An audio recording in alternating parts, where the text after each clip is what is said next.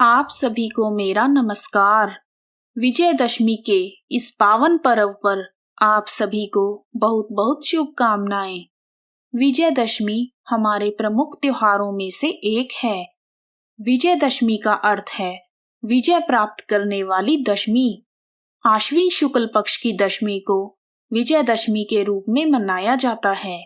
इस पावन विजयदशमी के दिन माँ दुर्गा ने महिषासुर का वध करके उस पर विजय प्राप्त की थी और इसी दिन श्री राम जी ने लंकापति रावण को युद्ध में हराकर उसका वध किया था।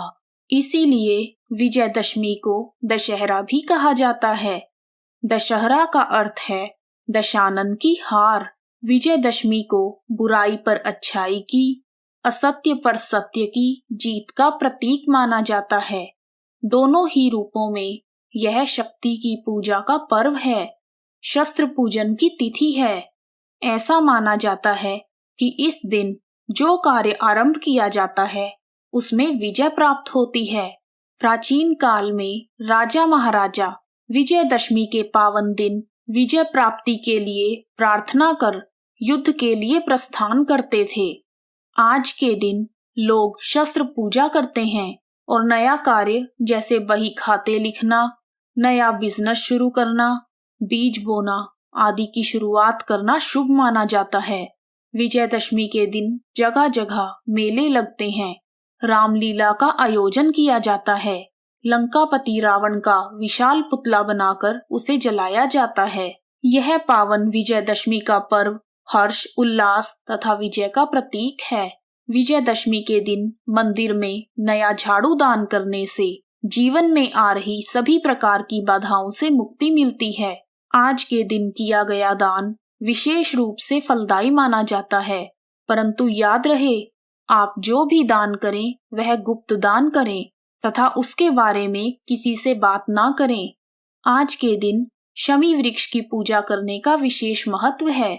यदि आपके जीवन में धन संबंधी समस्याएं चल रही हैं, तो विजयदशमी के दिन प्रदोष काल में शमी वृक्ष की पूजा करें और इस मंत्र का जाप करें। शमी शम्यते पापम शमी शत्रु विनाशिनी, अर्जुनस्य धनुर्धारी रामस्य प्रियदर्शिनी, करिष्यमाण यात्राया यथा कालम सुखम मया, तत्र निर्विघ्न कर्तृतव भव श्री राम पूजिता। पुराणों के अनुसार भगवान श्री राम ने शारदीय नवरात्र की शुरुआत की थी। भगवान राम ने रावण के साथ युद्ध करने से पहले शरद ऋतु में महिषासुर मर्दिनी आदि शक्ति भवानी का पूजन किया था। जब रावण ने देवी सीता का हरण कर लिया था, तब भगवान राम ने माता सीता को छुड़ाने के लिए लंका पर चढ़ाई करने से पहले देवी दुर्गा की आराधना की थी, ताकि वह उनका आशीर्वाद प्राप्त कर सकें। श्री राम को यह भली भांति पता था कि देवी के पूजन में उन्हें नीले कमल के फूल अर्पित करने से वह जल्दी ही प्रसन्न हो जाती हैं। अतः श्री राम ने हनुमान को 108 नीले कमल के फूल लेने के लिए भेजा। भगवान राम से आज्ञा लेकर हनुमान आकाश में उड़ गए और नीले कमल के फूल खोजने लगे। हनुमान ने एक झील में नीले कमल खिले हुए देखे। उन्होंने सावधानी से 108 नीले कमल के फूल तोड़ लिए तथा उन्हें 3 बार गिनकर राम जी के पास ले गए। तब श्री राम भगवान ने दुर्गा माँ की मूर्ति बनाकर उनकी पूजा की और कहा, जब तक मैं अपनी पूजा पूरी नहीं कर लेता तब तक मैं यहाँ से नहीं हिलूंगा। हे देवी भगवती, मेरी पूजा को स्वीकार करें। श्री राम भगवान ने विधि विधान से आदि शक्ति दुर्गा की पूजा करना शुरू किया। फिर उन्होंने देवी भगवती के 108 नामों का जाप किया और प्रत्येक नाम के लिए एक नीले रंग का कमल देवी को अर्पित किया।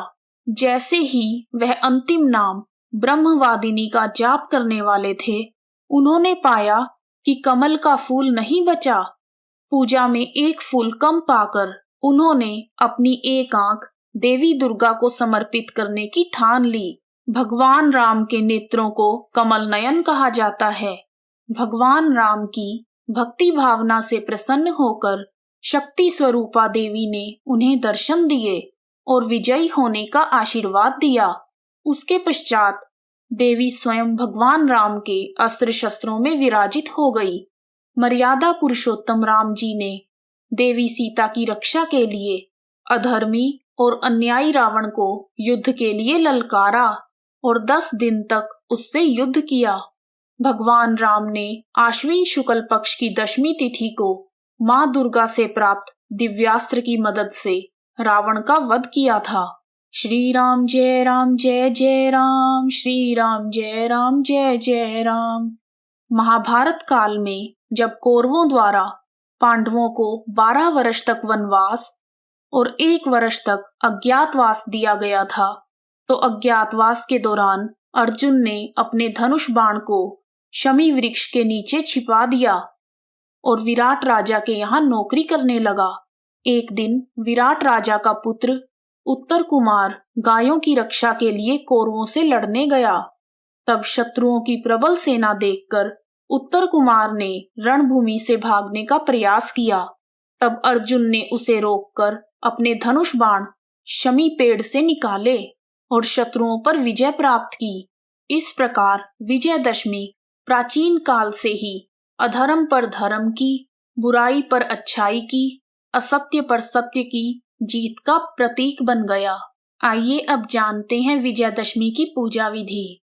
विजयदशमी के दिन सुबह उठकर स्नान आदि से निवृत्त होकर श्री राम की फोटो अथवा मूर्ति को साफ करके पूजा स्थल में रखें। उसके बाद शस्त्रों को साफ कर लें, बही खाते आदि को शुद्ध कर लें। फिर लाल कपड़े के ऊपर शस्त्रों तथा बही खातों आदि को रखकर उन्हें गंगा जल का छींटा दें। इसके बाद हल्दी, चंदन, कुमकुम आदि से सब चीजों पर तिलक लगाएं और बही खाते के ऊपर स्वास्तिक बनाएं। स्वास्तिक बनाने के बाद बही खाते पर पुष्प तथा अक्षत चढ़ाएं।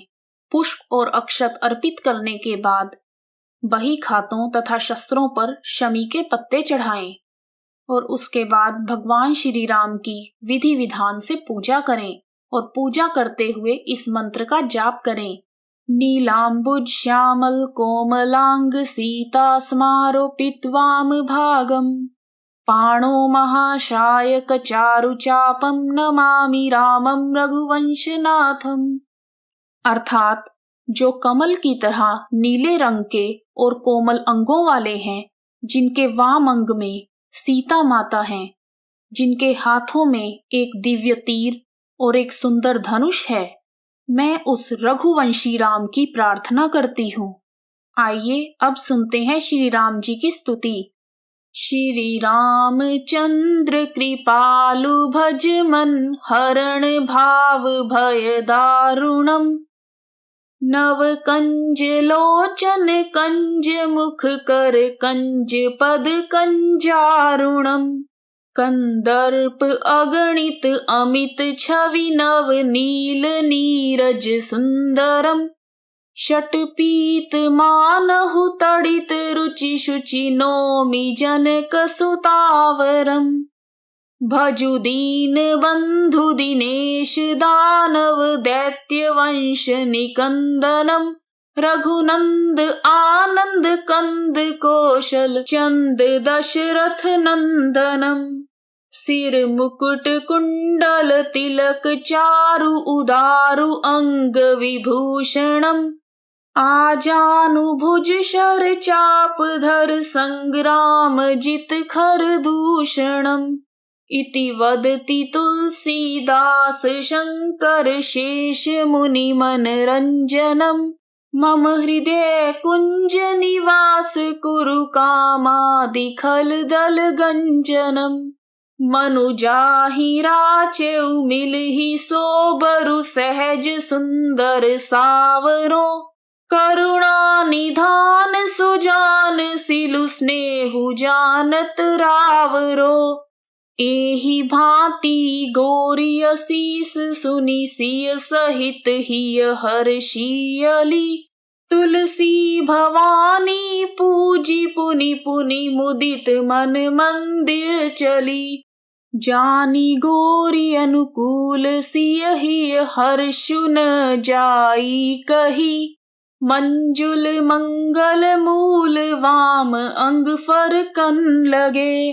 जय श्री राम। यदि आपको वीडियो पसंद आया है तो कमेंट बॉक्स में जय श्री राम लिखना ना भूलें।